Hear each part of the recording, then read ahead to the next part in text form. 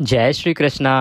आप सभी को कार्तिक मास के 21वें दिन की ढेरों शुभकामनाएं। आप सुन रहे हैं कार्तिक मास महात्म्य। कार्तिक मास महात्म्य में आज आप सुनेंगे 21वां अध्याय। 21वें अध्याय में वर्णन आएगा गंगा स्नान का। गंगा स्नान का क्या फल है, संगम स्नान का क्या फल है, कार्तिक में गंगा स्नान क्यों महत्वपूर्ण है, गंगा स्नान कब करना चाहिए और इसकी विधि नियम आदि क्या है। बड़ा ही उत्तम प्रसंग जो ब्रह्मदेव द्वारा कहा गया है, इसका आप श्रवण करेंगे। आपने अभी तक सुना कि आरंभ में ब्रह्मदेव ने बताया कैसे कार्तिक स्नान करना चाहिए, विधि क्या है, नियम क्या है, कैसे विष्णु भगवान की पूजा की जानी चाहिए, शालिग्राम भगवान का पूजन कैसे करना चाहिए, तुलसी माता का महत्व कितना अधिक है, पूजन किस प्रकार से करना चाहिए। नैमिषारण्य में ऋषियों ने पूछा कि किन कारणों से कार्तिक में तुलसी इतनी भगवान श्री हरि को प्रिय है और क्या कारण है कि भगवान बिना तुलसी के भोग भी ग्रहण नहीं करते हैं। तो तुलसी को यह स्थान कैसे प्राप्त हुआ, ऐसा उसने कौन सा कर्म किया। तब वर्णन आया जलंधर का कि कैसे दुष्ट जलंधर उत्पन्न हुआ और उसकी पत्नी वृंदा किस प्रकार से भगवान श्रीहरि की कृपा से तुलसी के रूप में उत्पन्न हुई और शालिग्राम तथा तुलसी का किस प्रकार से मिलन हुआ, क्यों भगवान श्रीहरि विष्णु को तुलसी इतनी प्रिय हुई। गृहस्थ आश्रम के विषय में आया कि गृहस्थ आश्रम श्रेष्ठ आश्रम क्यों है। गृहस्थ आश्रम को ब्रह्मदेव ने सभी आश्रमों में सबसे उत्तम बताया है। नारद जी ने पूछा क्यों प्रभु, ऐसा कैसे कि गृहस्थ आश्रम ही सबसे श्रेष्ठ है। तो ब्रह्मदेव कहते हैं कि नारद, बाकी जो भी आश्रम है उन सभी को किसी ना किसी का आश्रय लेना पड़ता है। खाने के लिए, पीने के लिए, सोने के लिए किसी न किसी का आश्रय लेना पड़ता है। लेकिन जो गृहस्थ आश्रम वाले हैं वो आश्रय देते हैं, उन्हें किसी और के आश्रय की आवश्यकता नहीं होती। इसीलिए गृहस्थ आश्रम श्रेष्ठ आश्रम है, क्योंकि यही सबका आश्रयदाता है। वर्णन आया कि मनुष्य को कैसे जीवन जीना चाहिए, पत्नी कैसी होनी चाहिए, पति कैसा होना चाहिए, पति पत्नी के कैसे कर्तव्य बनते हैं, परिवार कैसा चलना चाहिए, समाज का गठन कैसे होना चाहिए, भिन्न भिन्न त्योहार कैसे मनाए जाने चाहिए, कार्तिक में किसकी क्या महिमा है।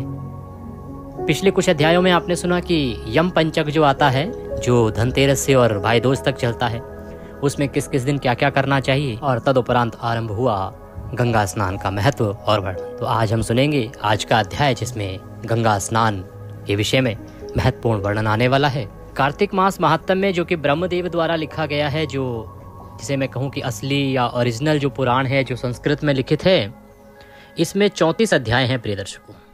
तो इसका अभिप्राय ये हुआ कि हमें 3 अध्याय अतिरिक्त करने होंगे। वैसे तो एक दिन का एक अध्याय, तो 30 दिन की 30 तिथियां हो गई और हम तो क्योंकि पूर्णिमा से शुरू करते हैं तो 31 हो गई। तो कल हमने 22वां अध्याय सुना था, आज हम 23वां अध्याय सुनेंगे। हमारे जो अध्याय हैं अब इस प्रकार से जो डबल करने थे वो हमने पूर्ण कर लिए हैं। अब हम प्रतिदिन आगे एक एक अध्याय ही करते चले जाएंगे। हमारे जो दर्शक कुछ अध्याय नहीं सुन पाए हैं, क्योंकि हम 2-3 अध्याय आगे हैं और वो अगर किसी और चैनल पर सुन रहे होते हैं जो पीछे चल रहे हैं, तो उनका 1-2 अध्याय हो सकता है बीच में छूट गए हों, तो हम प्रतिदिन पिछले अध्याय का वीडियो भी आपके लिए अपलोड करते हैं। एक अध्याय आज के दिन का और एक अध्याय पिछले दिन का, जिससे कि यदि कोई पीछे रह गया है तो उसका भी वो श्रवण कर सके। आज का अध्याय आरंभ करें। आपसे निवेदन है कि यह कार्तिक मास महात्म्य का वीडियो है, तो कृपया वीडियो को एक बार लाइक अवश्य कर दीजिएगा। अपने कार्तिक स्नान को सफल बनाने के लिए और परमेश्वर वासुदेव की कृपा प्राप्त करने के लिए कमेंट बॉक्स में अवश्य लिखिएगा ओम नमो भगवते वासुदेवाय या जय श्री हरि। भगवान के कल्याणकारी मंत्र जितने लिखे जाएंगे उतना कल्याण होगा। आप देख रहे हैं देवभूमि ज्योतिष संस्थान का प्रतिष्ठित यूट्यूब चैनल देवभूमि धार्मिक। हम यहाँ सभी व्रत और त्योहारों की सही शास्त्रीय जानकारी प्रदान करते हैं। ज्योतिष शास्त्र और पंचांग के आधार पर आपको बताते हैं कौन सी तिथि कब है, व्रत आदि कब करना है, क्या विधि है, क्या नियम है और क्या गलती नहीं करनी है। यदि आप सभी व्रत और त्योहारों की सही शास्त्रीय जानकारी पाते रहना चाहते हैं तो कृपया चैनल को सब्सक्राइब कीजिए और बेल आइकन को प्रेस कीजिए। आइए प्रिय दर्शकों, अब आज का अध्याय आरंभ करते हैं। सर्वप्रथम परम पूज्य गुरुदेव के चरणों की वंदना करते हैं। गुरुर् ब्रह्मा गुरुर्विष्णु गुरुर्देव महेश्वर, गुरुर् साक्षात् परब्रह्म तस्मै श्री गुरुवे नमः। बोलिए गुरुदेव महाराज की जय। या देवी सर्वभूतेषु मां सरस्वती रूपेण संस्थिता, नमस्तस्यै नमस्तस्यै नमस्तस्यै नमो नमः। बोलिए सरस्वती महारानी की जय। बोलिए प्रथम पूज्य गणेश जी महाराज की जय। बोले विष्णु भगवान की जय। बोले कार्तिक मास महात्म्य की जय। आप सभी श्रोतागण को, आप सभी दर्शकों को मेरा नमस्कार। आइए आज का अध्याय आरंभ करते हैं। भगवान विष्णु ने सभी देवताओं को आदेश दिया कि कार्तिक मास में आप सभी मेरे सहित जल में विश्राम करेंगे, जल में निवास करेंगे। इसीलिए कार्तिक स्नान बड़ा महत्वपूर्ण है और उसमें भी गंगा स्नान, पवित्र नदियों का स्नान तथा संगम का स्नान अत्यंत महत्वपूर्ण है, क्योंकि भगवान विष्णु कार्तिक मास में उसमें वास करते हैं, नदी के जल में, पवित्र नदी के जल में वास करते हैं। अब उसमें बात गंगा की जाए, ब्रह्मदेव कहते हैं कि गंगा स्नान तो दूर की बात, यदि गंगा का एक बूंद जल भी आपको मिल जाए वह भी कल्याण कर देता है। क्यों? क्योंकि सब तीर्थों का फल मिला के गंगा की एक बूंद के 16वें अंश के बराबर भी नहीं होता। गंगा वह है जिसका नाम स्मरण करने से पापी पाप से छूट जाता है। जो भगवान विष्णु का धाम चाहता है वो कार्तिक में गंगा और तुलसी के माध्यम से भगवान को प्राप्त कर सकता है। गंगा का स्नान महापुण्य है, देवताओं को भी दुर्लभ है और विष्णु का सारूप्य अर्थात मोक्षदायक है। इससे और क्या श्रेष्ठ हो सकता है, क्योंकि यह भगवान विष्णु का धाम दिलाता है, मोक्ष दिलाता है।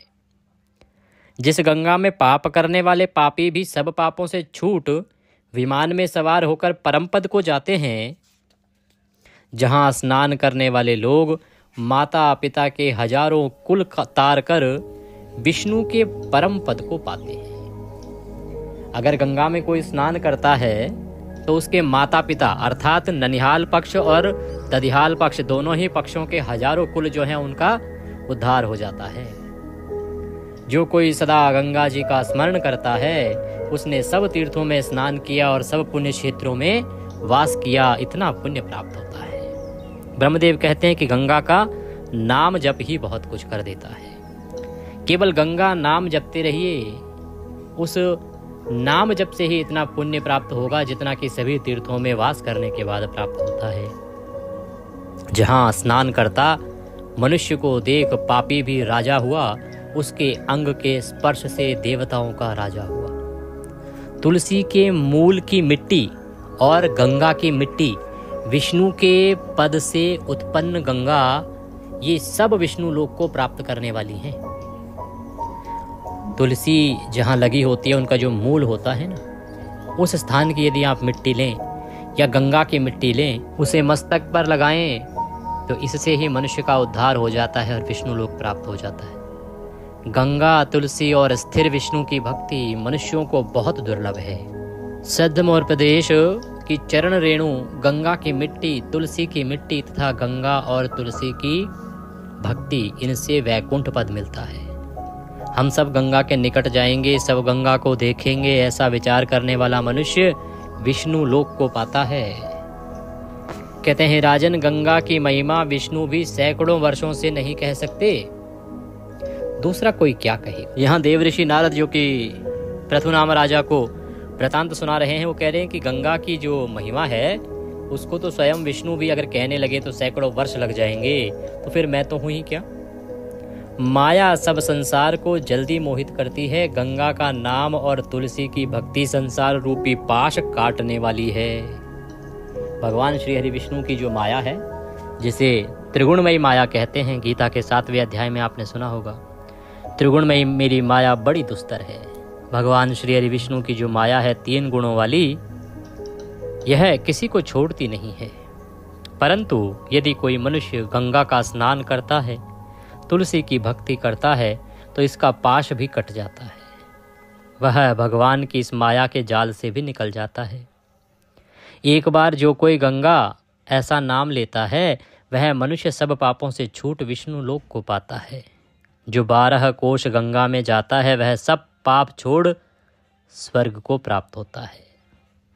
जो पुण्य रूपी गंगा दूसरी नदियों में प्राप्त होकर माघ आदि महीनों में सब संसार को पवित्र करती है, हे राजन, गोदावरी, भीमरथी, कृष्णा, रेवा, अमरावती, तुंगभद्रा, कावेरी, यमुना बाहुदा, वेत्रवती, ताम्रपर्णी, सरयू इत्यादि तीर्थ गंगा में सदा स्थित रहते हैं। बड़े आश्चर्य की बात है, यदि जन्म माता स्नान करने से जगत को पवित्र करने वाली गंगा मनुष्य से नहीं सेवित की जाती।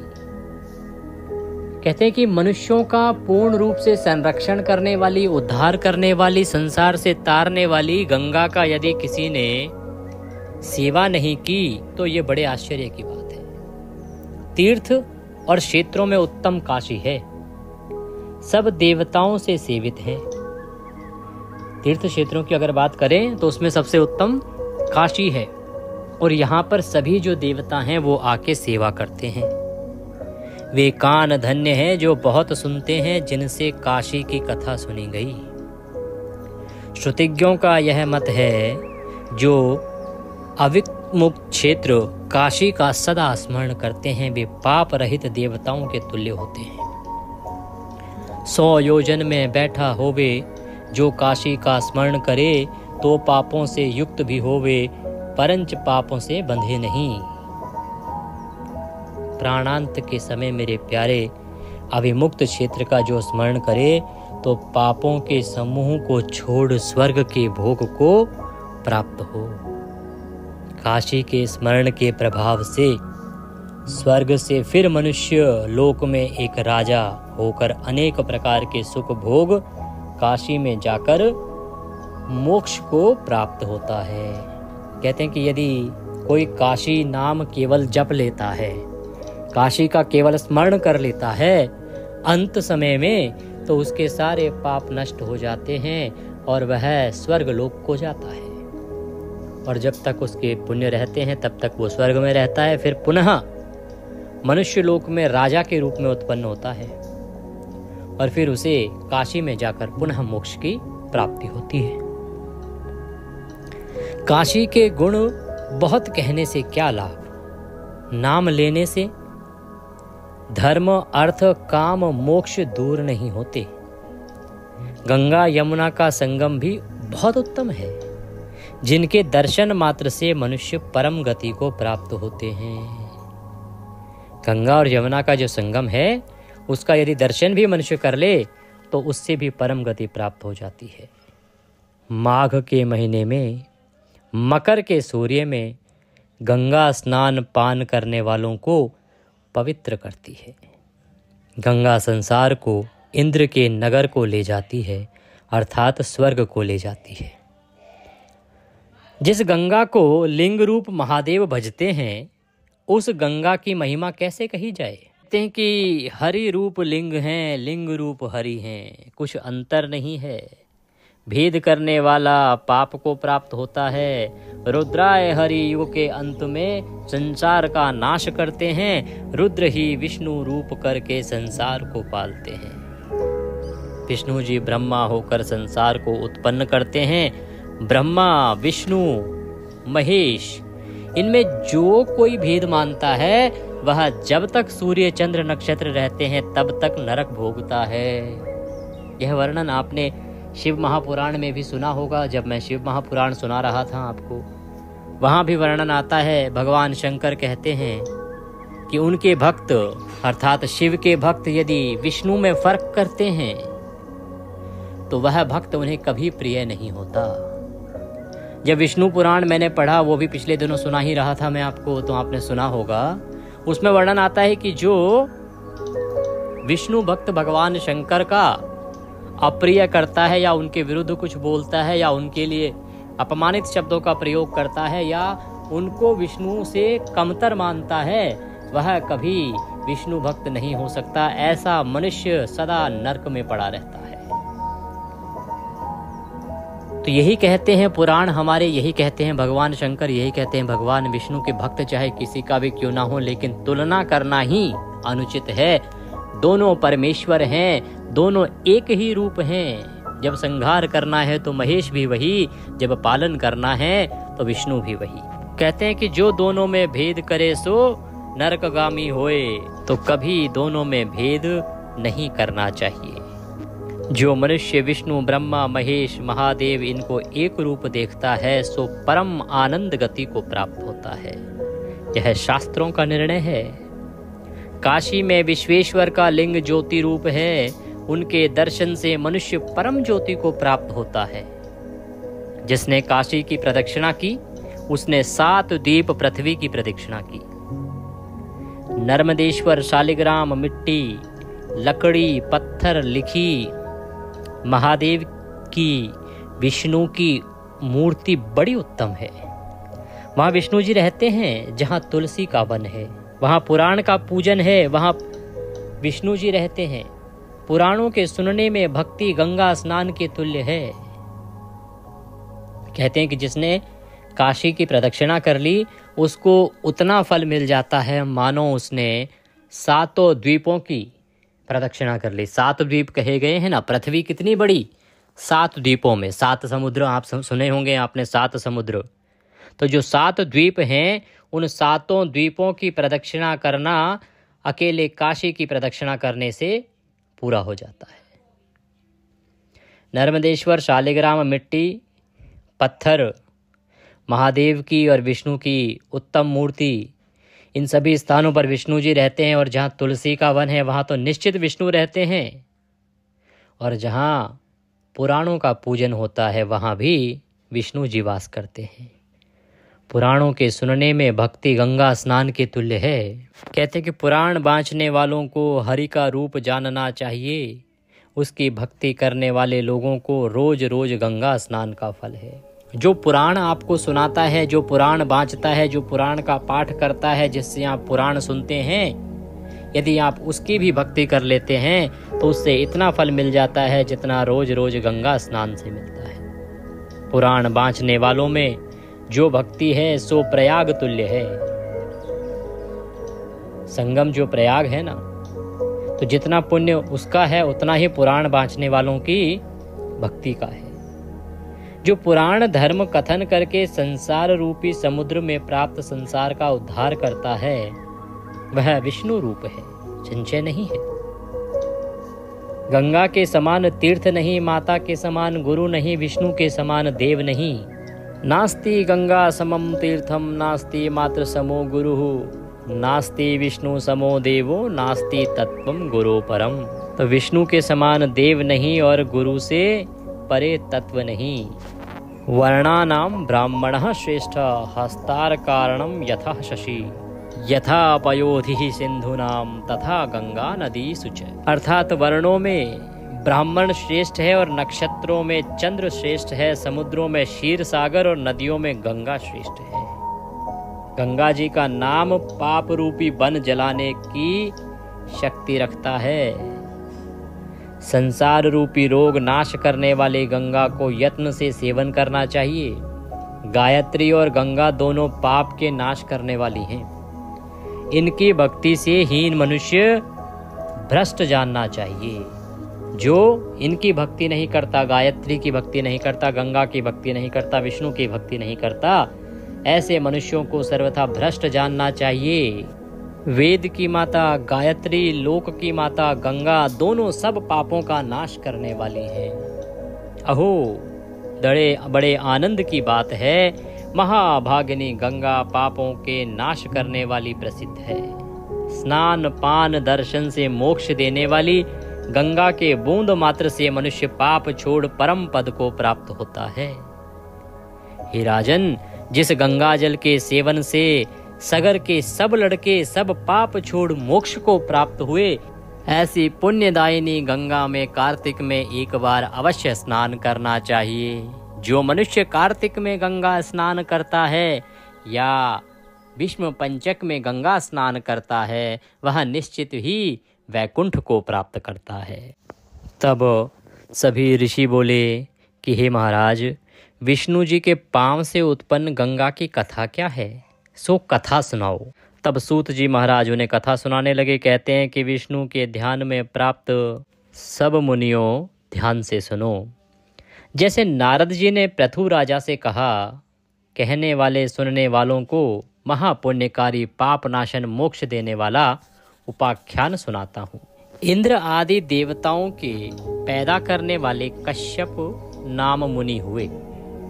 उनकी स्त्री दक्ष की कन्या दिति और अदिति हुई। तो इंद्र आदि जो देवता हैं, देवताओं के पिता आप सभी को ज्ञात होगा, ऋषि कश्यप हैं।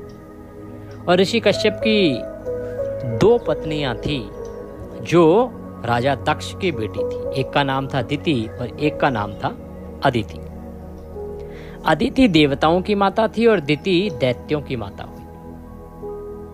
दोनों के पिता एक ही हैं। दानवों के और देवताओं के दोनों के पिता एक ही हैं, केवल माताएं अलग हैं। देवता दैत्य आपस में लड़ने का इरादा रखते थे, अर्थात एक दूसरे से लड़ते रहते थे एक दूसरे से। प्रहलाद का पोता श्रीमान बलि नाम दानव राक्षसों का राजा था। इस पृथ्वी का भोग करने लगा। तो जो प्रहलाद हुए हैं ना, प्रहलाद तो बहुत बाद में हुए हैं, आप जानते हैं। तो प्रहलाद का दादा था आरंभ में, जिसका नाम था बलि। राजा बलि की कथा आपने सुनी होगी पहले भी, दानवीर बलि भी कहते हैं उसको, जिससे 3 पग भूमि मांगी थी भगवान ने। तो उस समय जो है राजा बलि वो दानवों का, राक्षसों का राजा हुआ करता था और पूरी पृथ्वी पर उसका राज था। विरोचन का लड़का बलि महाबली था। उसके पिता का नाम विरोचन था और वो बड़ा ही महाबली था। उसने इस पृथ्वी को जीत के स्वर्ग को जीतने का इरादा किया।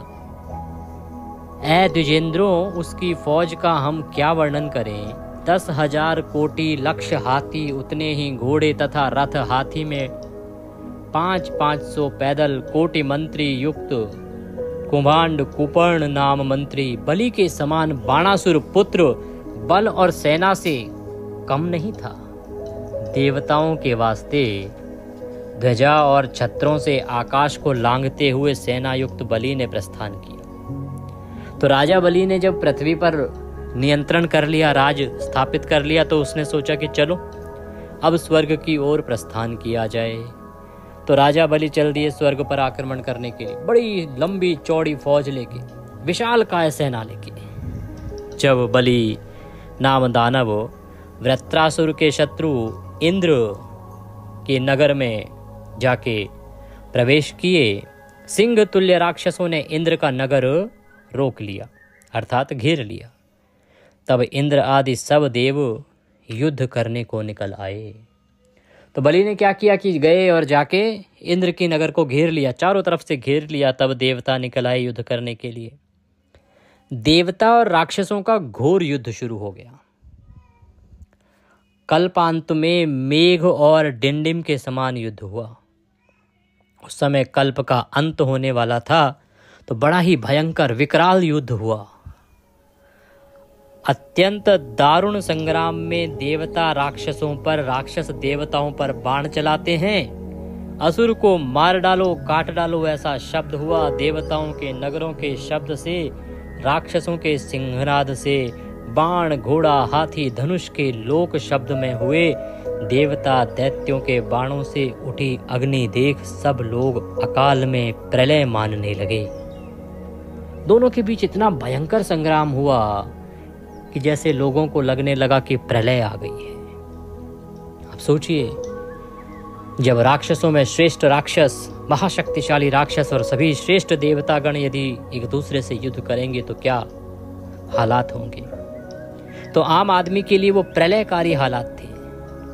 संग्राम में दैत्यों के चलाए हुए पर्वतों को इंद्र जी ने बाणों से चूर्ण कर दिया। कोई देवता हाथी से हाथी को, कोई घोड़े से घोड़े को, रथ से रथ को मारने लगे। अर्थात जो हाथी पर सवार थे वो दूसरे पक्ष के हाथी पर सवार लोगों से लड़ने लगे, जो घोड़े पे सवार थे वो दूसरे पक्ष के घुड़सवार से लड़ने लगे, और जो रथ पर थे वो दूसरे रथ पर सवार महारथी से लड़ने लगे। कोई गदा से मारे गए, कोई राक्षस रुधिर के कीच में पड़े। देवताओं से राक्षस मारे गए और जो राक्षस जहां रहा वहां मारा गया। अमर भाव को प्राप्त देवता असुरों के ऊपर दौड़ते थे। इसके ऊपर मारे गए राक्षस सब मिलके बहुत तरह के शस्त्रों से देवताओं को मारने लगे। पत्थर, भिंदीपाल, जिसे आज के समय में पिस्तौल कहते हैं ना, वो भिंदीपाल कहा जाता है, जो एक हथियार हुआ करता था उस समय।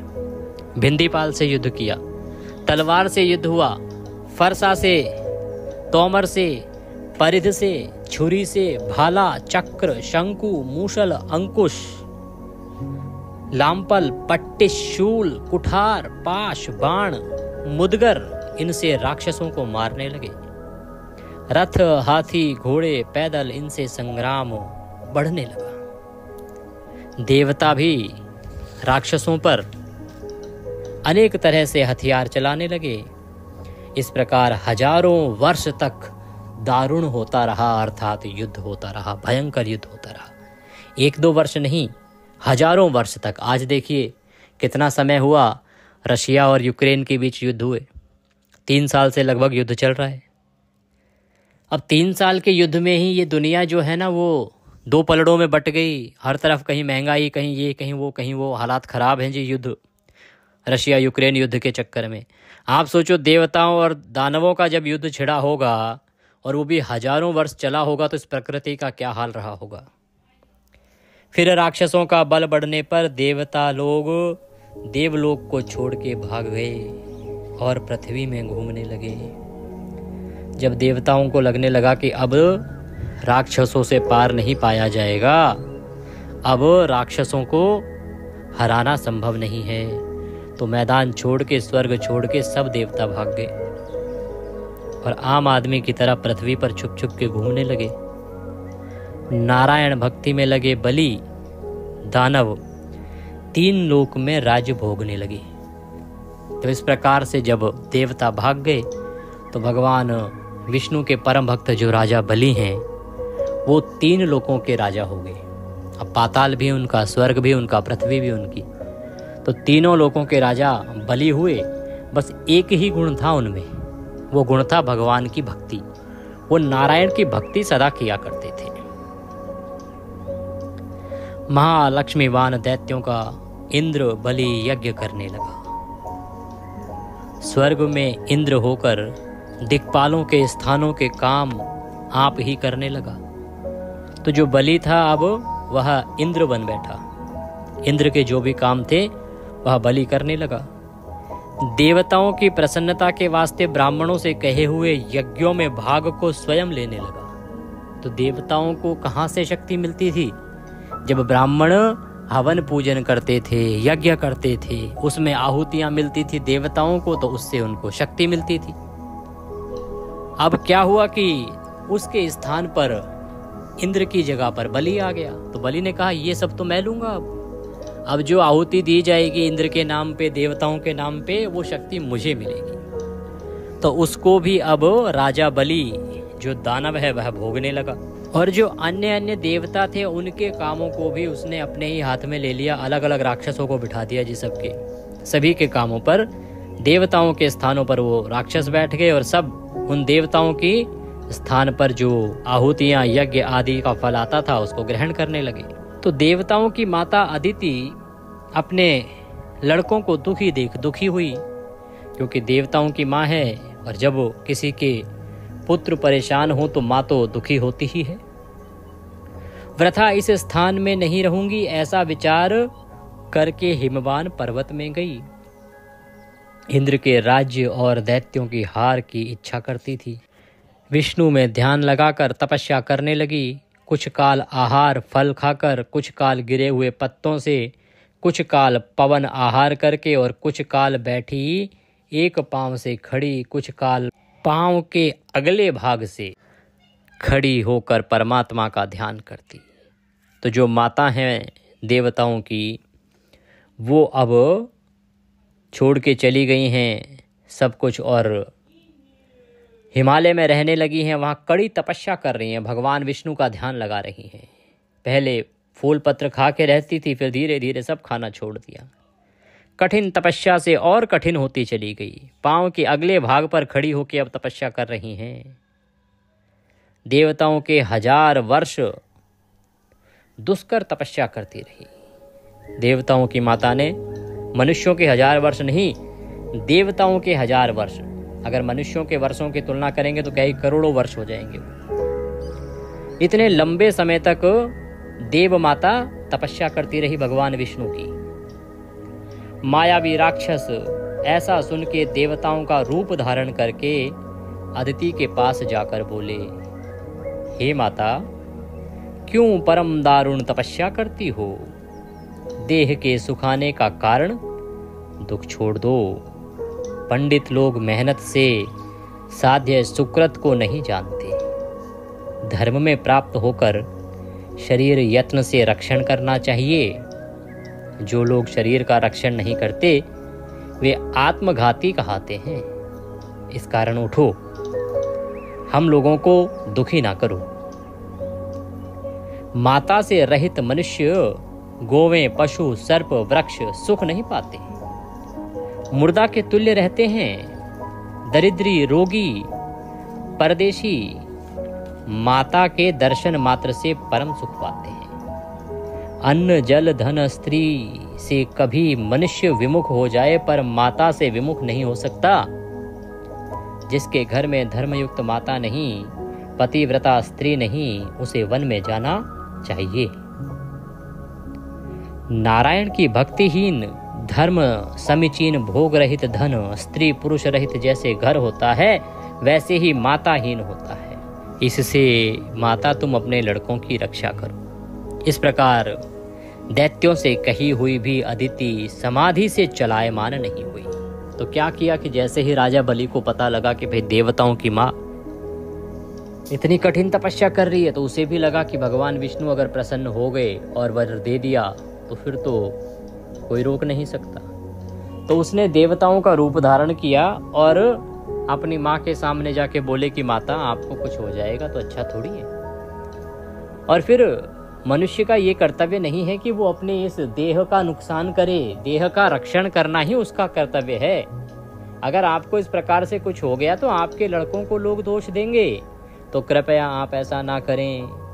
नाना प्रकार से राजा बलि जो है माता अदिति को भ्रमित करने का प्रयास करते हैं, पर वह तनिक भी विचलित नहीं होती हैं।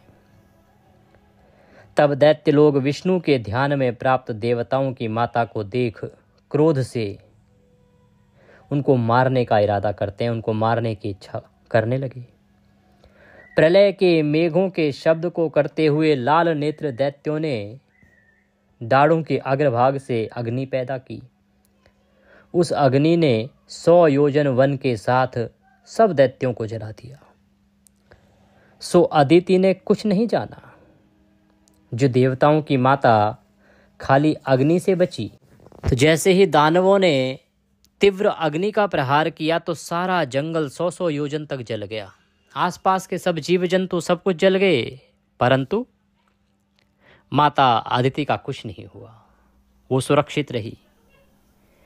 भगवान विष्णु में भक्ति में लगी हुई माता का भगवान विष्णु के सुदर्शन चक्र ने रक्षण किया। इति कार्तिक मास महात्म्य 23 अध्यायः संपूर्णः। बोले विष्णु भगवान की जय। इसी के साथ ही आज का 23वां अध्याय यहाँ पूर्ण होता है। कल अब हम 24वां अध्याय करेंगे। गंगा का महात्म्य अभी चल रहा है। ये बीच में जो वृतांत आया है ना, इसका उसी से सीधा जुड़ाव है कि कैसे गंगा आगे प्रकट होंगी, गंगा का महात्म्य आएगा, भगवान वामन का प्रादुर्भाव होगा। ये सब एक दूसरे से जुड़े हुए हैं। तो आप ये ना सोचे कि हम गंगा का जो महात्म्य सुन रहे थे उसको सुनते सुनते बीच में कहाँ से आ गए। ये सब एक दूसरे से जुड़े हुए हैं, इसीलिए ये सब वृतांत धीरे धीरे आ रहे हैं। तो हो सकता है कि कल मैं इस वृतांत को बीच में छोड़ के गोपाष्टमी, क्योंकि आ ही रही है, और गोपाष्टमी का वर्णन भी जो है, जितना मुझे याद है शायद 26वें अध्याय में कहीं वर्णन आता है गोपाष्टमी का। तो मैं प्रयास करूंगा कि बीच में गोपाष्टमी का वो जो अध्याय है उसको मैं पहले कर लूं। कारण क्या है कि जैसे जैसे जो जो त्योहार आता है ना, मेरा प्रयास तो यही होता है कि उसी के साथ साथ मैं वह अध्याय करता जाऊं। इससे क्या है कि उस त्योहार के बारे में आपकी जानकारी जो है बढ़ जाती है। तो हम कल गोपाष्टमी से संबंधित जो अध्याय है उसको भी सुनेंगे, और साथ में गंगा का महात्म्य जो चल रहा है, ये अध्याय चल रहा है, इसको भी पूर्ण करेंगे। क्योंकि ये जो महात्म्य है जो ब्रह्मदेव द्वारा लिखित है, इसमें ब्रह्मदेव ने सभी व्रतों का, पर्वों का वर्णन समय अनुसार किया है। तो हमें उसके अनुसार ही उन अध्यायों को थोड़ा आगे पीछे करना होता है, जिससे कि आप त्योहार से पहले ही उस त्योहार के विषय में जान लें तो वह आपके लिए भी कल्याणकारी और हमारे लिए भी उपयोगी होगा। आज के अध्याय को यहीं विराम देंगे। महत्वपूर्ण जानकारी आपके लिए ये है कि कार्तिक मास का किस प्रकार से आपको उद्यापन करना है। कार्तिक मास स्नान किया है, तारा भोजन आपने यदि किया है, तारा भोजन के अतिरिक्त यदि आप भीष्म पंचक रखने वाले हैं, ये जो भी नियम आप कार्तिक के ले रहे हैं उसका पारण कैसे करना है, इसका वीडियो मैंने पहले ही अपलोड कर दिया है आज ही, उसको समझ लीजिएगा। चातुर्मास का कैसे आपने पारण करना है, उद्यापन करना है, उसका वीडियो भी मैं अपलोड कर चुका हूं, तो उसका भी एक बार वीडियो देख लीजिएगा, जिससे कि आप उस विधि से उनका पारण कर पाएं। समय से उसकी पहले तैयारी कर लीजिए, जिससे आप उनका विधि विधान से पारण कर पाएं। इसीलिए मैंने समय से पहले वीडियो अपलोड किए हैं। कुछ पूछना चाहते हैं, कहना चाहते हैं, कमेंट बॉक्स में लिख के पूछ सकते हैं। दक्षिणा आदि यदि कुछ भी भेजना चाहते हैं तो स्क्रीन पर नंबर आ रहा होगा 900 से, उस पर भेज सकते हैं, या आप QR कोड जो आ रहा है उसको स्कैन करके भी भेज सकते हैं। नारायण सब पर कृपा करें। कल हम सुनेंगे आगे की कथा। जय श्री कृष्ण।